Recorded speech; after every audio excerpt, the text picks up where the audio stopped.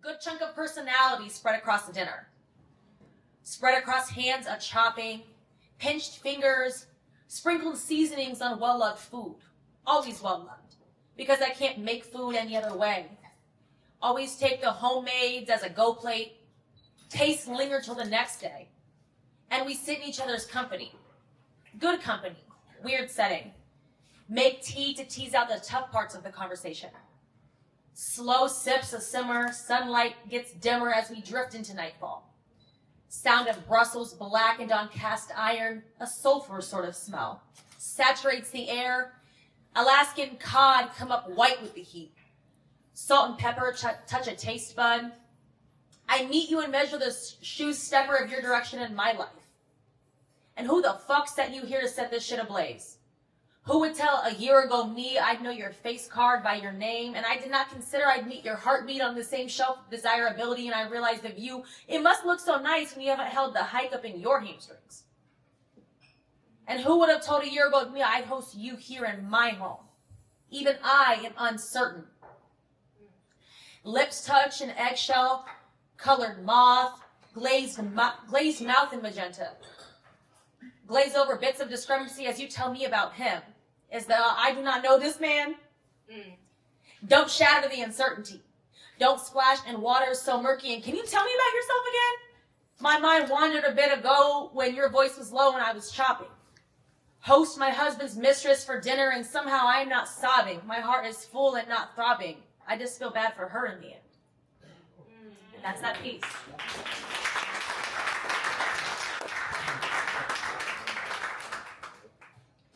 Conversations with my sister. Let me back up a little second. I'm 1 of 4. We're thick as thieves. Talk about peas in a pod doesn't even do it justice. And now let me go back. Conversations with my sister. And I know you fucking lying. And goddamn, last year was trying. This has got to be our year. And we laugh in silent fear. Will uncertainty always plague us? Aware no one's coming to save us, and it's only us and each other we can count on in the end. And it can't be considered codependence if my birthright was this built-in best friend. Yeah, okay, I needed that. You're right, we say in an offered trade at attempts at each other's honest advice. Cut the situation open, look at it deep inside. Thick the tension. Direct the attention. Cut it open, look at it. Cut it open, make sure the situation comes out sunny side. You know, for next time. Year of the horse. Year of divorce. Year of taking back the fucking power, and year of, well, of course it's gonna work out. We know something's gotta give. And let's start our family biz and the TV show paycheck we could have made dealing with all this shit. You can't be fucking serious. But it's a heart attack of a thing. And life's backpack is something Mary Poppins. Something unprecedented in a larger market. And 2, let's talk about the bits of talents in our bones. Mentions of if only we would have known, and subsequent perhaps we should have chosen betters. Sniffle through snot on sleeves of sweaters, tear-soaked eyes good at getting wetter amidst did I waste all these years? And what's the lesson here? Something here has got to be worth it, lest it's salt poured into the wounds just for the sake of hurting, tip alcohol to numb it all the same. Tell her of an attempted tiptoe out of a room with what's his name, and we cackle and we kiki and we grab our bellies and it's pure glee. Flashback, time snaps, and again we're just preteens and the whole world hasn't hoisted itself up upon our shoulders. And of course, we're singing to the chorus. I'm tired of this, Grandpa, and so what? We make a new law, no one deserves to die alone in jail. And yeah, we know that cross-used nail's strong enough to hang our hope on. Strong enough to keep a move on. We've got to keep a good direction on these things. Can't let them think we'd let up. Can't let them think we'd buckle at the knees, raised too rugged for false love, and even if as it bites us in the ass of the candle burnt at both ends. And I know, that's just too damn bad. And it's not always so rad to be so steadfast. Leads to letdown, leads to burnout, leads to tall tales, leads to firm frowns. And you think it'll always be this way? Condition the outcome. Whisper a new hum.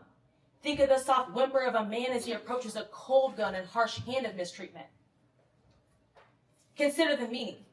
Consider the feeling of fleeing from responsibility because it felt more familiar than to wade through the shame. Set alarms to tend to adulthood. Disregard the things you can't learn from because shit things happen all the time and sometimes without warning. And in our short lives, hardships aren't so alarming as they used to be, as they used to seem before the brashness. Good charm and shaking hands with the earnest man who laughs our listening ear off because we are too polite to let on he is not funny. And he becomes less chummy when the dots connect on how he'll have to contend with us in his life. And we don't just set tables, we eat at them too. Tease the conversation, make it more textured, make them unsettled. And how do you hold a backhanded compliment in high regard, turn a well-contoured cheek, some form of sweetness, something stern too. Something unserious about making a living off the same systems that are designed to oppress us. A system soaked in sadness, solitude, and sure, we can learn something good from this and sprout a single stem of something good that can come from it. Peace.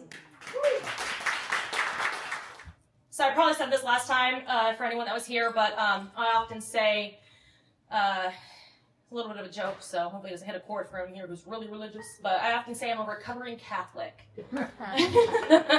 So this piece kind of goes in that sentiment, still love G-O-D, just in my own version, for me. So I know it shouldn't be this way, but the few days a year I'm asked to pray, I can't help but think of other things. As heads bow when choirs sing. And the thing is, I don't mean to, you see. It's the constant distractions, you know what I mean. My thoughts wander and wonder, they flee about. I'm avoiding confession, I'm Hail Mary'd out.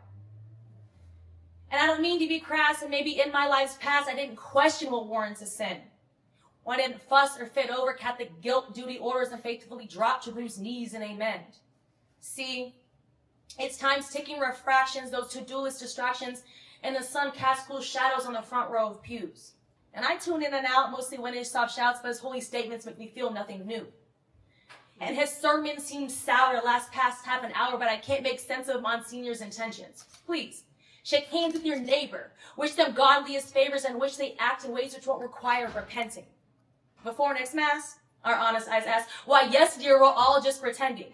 So we come here when egos need mending, to feel more full up, consuming body and blood of a man who we hope one day comes to save us.